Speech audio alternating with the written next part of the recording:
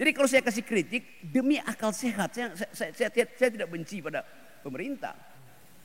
Yang sering kali diucapkan Rocky Gerung membenci pemerintah, enggak.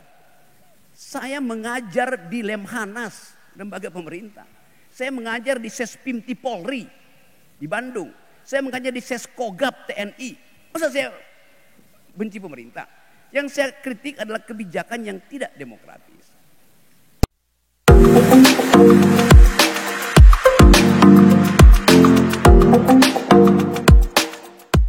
Selamat sore semuanya.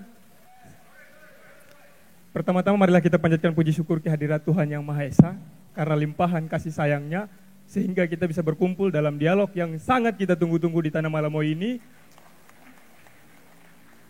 dengan tajuk Telaah Demokrasi Konstitusional dalam Sistem Politik serta Menjawab Tantangan Sistem Oligarki.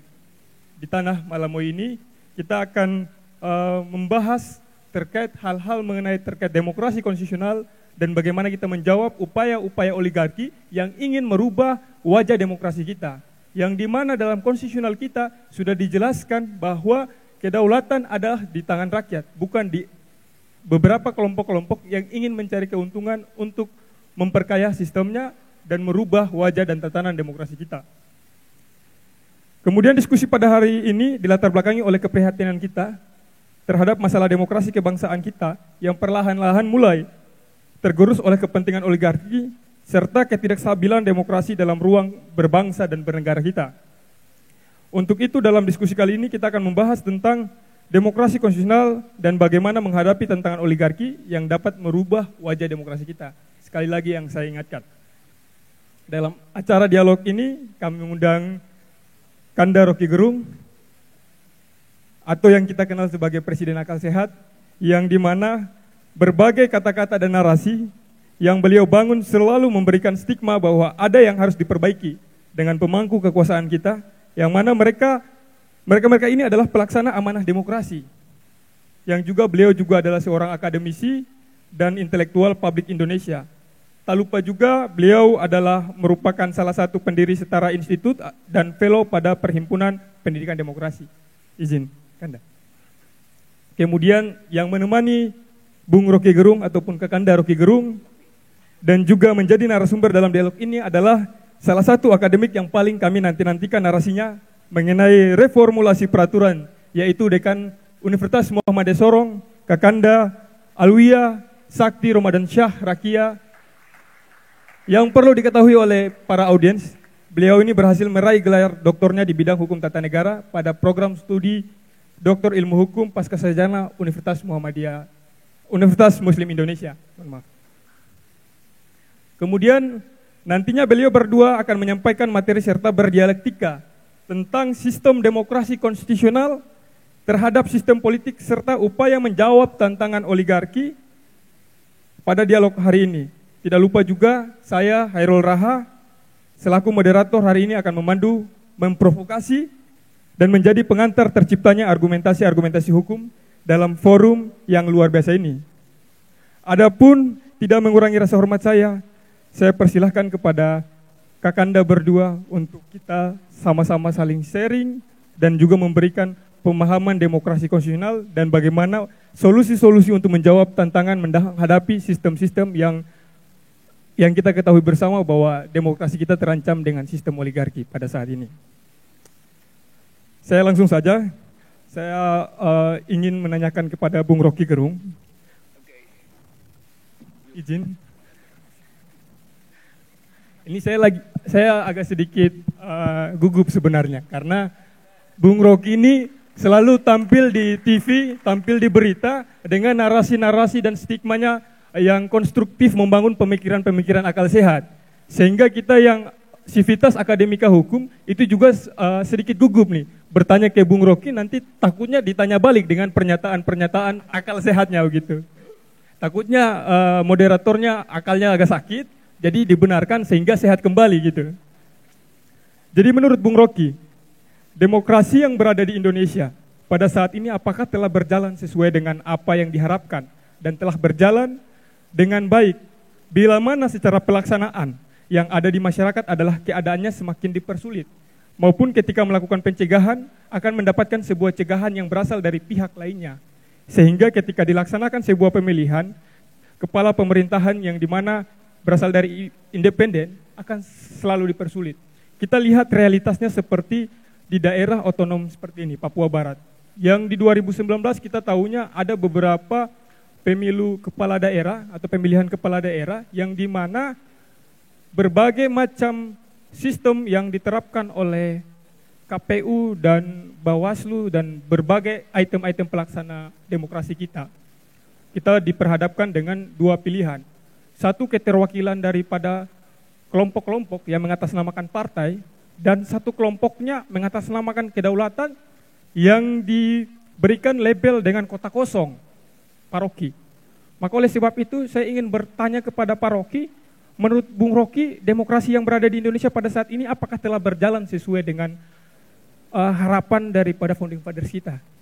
Ataupun juga harapan daripada Stat Fundamental Norum yang dijelaskan di pasal 1 ayat 2 bahwa kedaulatan di tangan rakyat. Apakah benar kedaulatan kita berada di tangan rakyat atau seperti apa, Bung Rocky?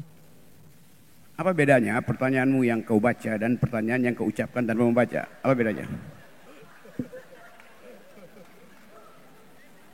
Perbedaan antara itu ya mungkin narasi ini saya sudah susun dari rumah. Karena stop. Kalau you udah susun artinya ada di otakmu itu. Jadi buang aja tuh, buang. Ini nggak ada nih.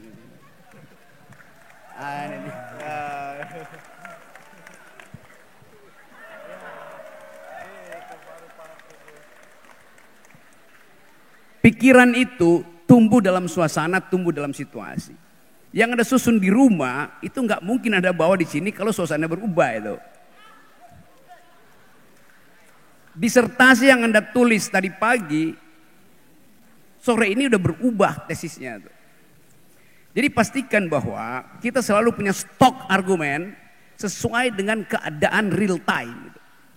Ada misalnya baca itu, tiba-tiba Pak Jokowi umumkan bahwa pemilu dipercepat, nggak ada gunanya lagi itu kan. Atau pemilu ditunda, nggak ada gunanya. Jadi saya senang ada di sini, di tempat di mana pikiran bisa dikumpulkan secara maksimal tanpa teks. Itu intinya tuh. Lain kalau Anda pejabat, Anda mesti baca itu demi tertib administrasi supaya ada yang di file. Kalau ibu tadi gubernur, mewakili gubernur, dia mesti baca. Karena ada kebutuhan administrasi untuk mengarsipkan apa yang diucapkan. Tapi ini adalah forum bebas, kita intelektual. Dan saya tahu bahwa tadi semua yang bicara atas nama Permai mengatakan bahwa ini bukan forum demonstrasi, ini forum dialog gitu. Jadi saya tahu bahwa saya ada di dalam suasana di mana pikiran hanya disebut pikiran kalau ada pikiran yang menandinginya tuh. Kalau pikiran saya Anda nggak ganggu, itu artinya saya lagi berdoa. Anda nggak boleh ganggu orang berdoa itu. Jadi itu bedanya pikiran dan berpikir dan berdoa. Oke, saya dapat poin dia. Dia mempertanyakan apakah dalil kedaulatan rakyat itu sudah berlaku maksimal atau belum di Indonesia. Satu, apakah konstitusi jadi arahan kita untuk mempersoalkan demokrasi atau ada arahan lain, yaitu arahan oligarki. Kan cuma dua itu substansinya kan. Oke. Jadi ini bukan saya ganggu Anda, supaya kita mulai dengan satu kepastian bahwa yang diberi Tuhan pada kita adalah pikiran. Harta itu tidak diberi Tuhan, karena itu ada orang yang merampas harta. Kalau pikiran nggak mungkin dirampas. Jadi kalau kita kehilangan kemampuan berpikir, artinya kita tidak memanfaatkan apa yang diberi Tuhan pada kita, itu akal pikiran dari awal.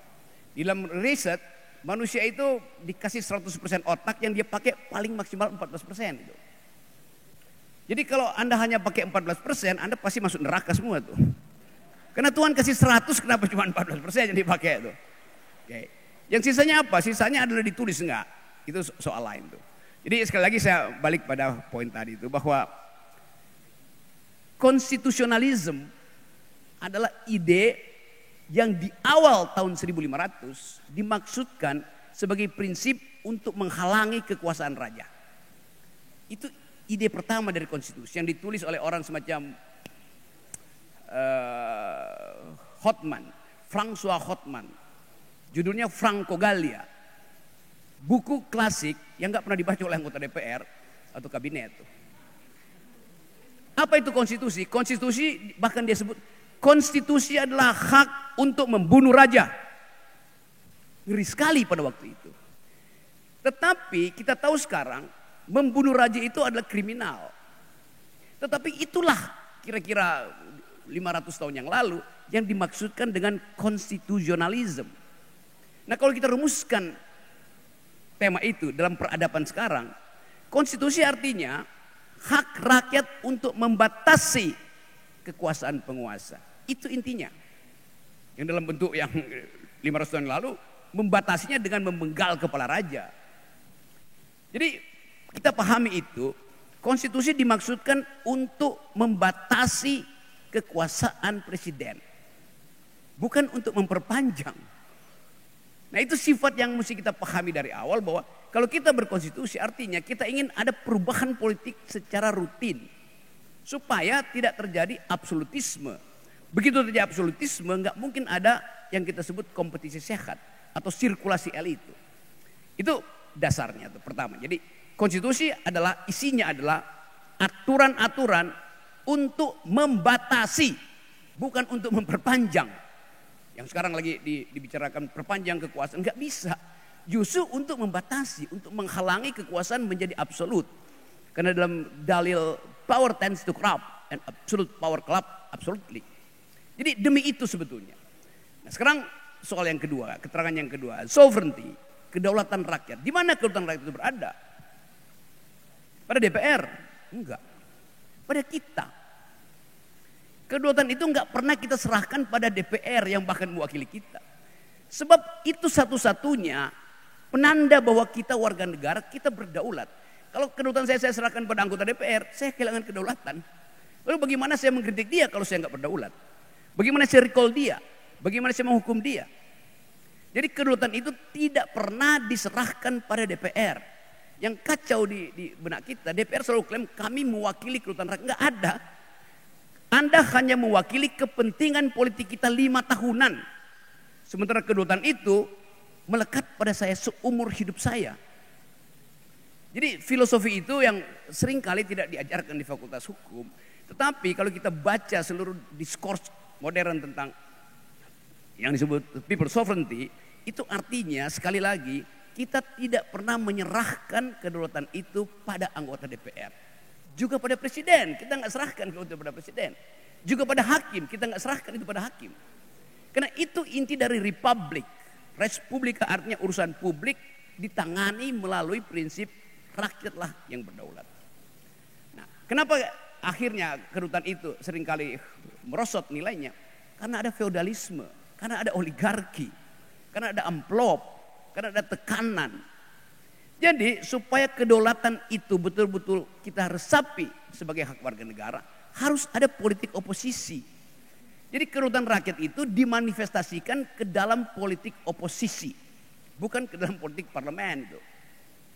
Yang diwakili oleh parlemen adalah mayoritarianism. Itu kuantitas politik. PDIP menang maka dia mewakili mayoritas rakyat Indonesia, bukan kedaulatan rakyat Indonesia. Golkar menang dia mewakili mayoritas pemilih Indonesia, bukan kedaulatan rakyat. Jadi kedaulatan rakyat itu tidak boleh dikuantifikasi. Itu intinya tuh. Dia adalah kualitas utama kita untuk mempersoalkan kekuasaan. Kalau kedaulatan dikuantifikasi, maka dia segera jadi statistik. Siapa yang menang banyak, dia memiliki kedaulatan. Lalu yang kalah nggak punya kedaulatan. Jadi logika itu yang sering saya terangkan tuh. Itu poin pertama. Yang berikut adalah keadaan kita hari ini. Representasi dari kedaulatan rakyat itu. Saya tahu bahwa di Papua mungkin pejabat-pejabat gubernur udah masuk di sini. Yang diangkat oleh presiden melalui keputusan Menteri Mendagri itu. Hal yang sebetulnya saya pertanyakan terus. Kalau misalnya dianggap bahwa pejabat itu kedudukannya sementara atau darurat, maka pertanyaannya dia dapat legitimasi dari siapa untuk memimpin Papua, memimpin Aceh, memimpin Jawa Barat, memimpin Jawa Timur di dalam kondisi yang belum ada pemilunya. Jadi namanya problem legitimasi. Boleh nggak ada pejabat sementara? Boleh. Berapa lama? 2 minggu, oke. 2 bulan, oke. Tapi kalau 2,5 tahun, artinya separuh dari tahun pemilu. Artinya pejabat yang bersangkutan tidak mungkin mempertanggungjawabkan setengah dari tahun pemilu dan setengah tentu pada DPR. Karena dia diangkat oleh presiden. Jadi dia akan memihak pada kekuasaan, dia tidak memihak pada rakyat. Dia nggak bertanggung jawab pada rakyat. Bisa kita bantah, iya tapi pemimpin yang ada di kita kan dia pro rakyat. Iya tapi itu sifatnya subjektif, bukan sistemik itu. Jadi tidak boleh, bahkan di dalam konstitusi, semua pejabat publik harus dipilih secara demokratis. Penunjukan itu bukan demokratis. Boleh nggak penunjukan? Boleh. Kalau ada kedaruratan. Berapa lama kedaruratan itu? Dan terangkan apa alasan kedaruratan. Nah sekarang saya lihat di dalam pemberitaan 80% gubernur di Jawa itu sudah ada pejabat yang diangkat. PLT-nya udah diangkat itu. Artinya 80% rakyat Jawa dikuasai oleh kepentingan presiden. Logikanya begitu. Boleh dibantah? Boleh. Di Indonesia 60% sudah diangkat oleh presiden. Jadi buat apa lagi ada pemilu kalau udah diangkat? Dengan kata lain, kalau ada pemilu sekarang, suara itu dengan sendirinya dikendalikan oleh eksekutif melalui pejabat-pejabat yang diangkat. Kalau Anda saya angkat, Anda pasti ingin balas jasa pada saya. Itu logikanya tuh, bukan pada rakyat. Jadi kalau saya kasih kritik demi akal sehat, saya tidak benci pada pemerintah. Yang seringkali diucapkan Rocky Gerung membenci pemerintah, enggak.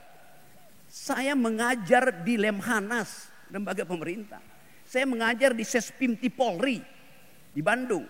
Saya mengajar di Seskogap TNI. Masa saya benci pemerintah? Yang saya kritik adalah kebijakan yang tidak demokratis. Jadi hanya demi kepentingan akademi. Saya nggak punya kepentingan apa-apa. Saya bukan anggota partai politik. Dan saya nggak punya niat untuk masuk di dalam politik. Saya terseret dalam politik karena diminta untuk berkomentar. Padahal hidup saya itu 15 tahun saya ngajar di UI. Sebagian besar hidup saya itu ada di hutan, di gunung. Saya pendaki gunung tuh. Saya udah naik gunung seluruh dunia. Gunung es di Himalaya, gunung es di Rusia, di Eropa tuh. Di Indonesia saya sudah naik semua gunung di situ. Satu-satunya gunung yang menipu saya adalah Gunung Siklop. Yang ada di depan Bandara Sentani. Satu waktu saya turun di Bandara Sentani. Terus ada orang nantangin, "Bang, bisa nggak naik gunung itu?" Saya bilang, gunung ini paling nggak sampai 2000 meter. Berapa lama bang bisa? Paling 3 jam lah saya naik gunung itu kan. Saya angkuh mengatakan itu bisa saya naiki dalam 3. Ternyata saya naik gunung itu selama 15 jam. Baru saya tobat. Karena ternyata itu nggak ada jalur, mesti merangka akar. Tapi itu menunjukkan bahwa ada sesuatu yang kadang-kala kita salah antisipasi. Saya cuma lihat tingginya itu. Padahal jalan ke arah itu sebelah jurang, ini ada ular di situ tuh, itu pohon yang udah rapuh tuh. Tapi itulah kehidupan, hal-hal yang kadang-kala kita anggap sepele, padahal itu tantangan. Demikian juga dalam demokrasi. Kita anggap sepele bahwa pejabat gubernur, pejabat wali kota diangkat oleh presiden. Kita anggap itu sepele, padahal itu sangat esensial bagi pertanggungjawaban demokratis. Jadi itu poin pertama tuh. Yang terakhir mungkin sekedar untuk menerangkan bahwa ada kesempatan saya untuk melihat apa yang sedang berlangsung di Papua itu. Karena Papua bukan sekedar orang mau tagih seberapa banyak Jakarta memberi bantuan atau dana-dana khusus itu, dan seberapa banyak dia menghasilkan SDM. Itu problem. Tapi lebih dari itu, Papua ada di dalam kacamata pemain-pemain internasional, entah itu financial market yang berupaya untuk cari keuntungan dari sumber alam Papua, dan pemain politik global yang berupaya untuk memantau apakah stabilitas Papua bisa diukur untuk menjamin stabilitas di Indo-Pasifik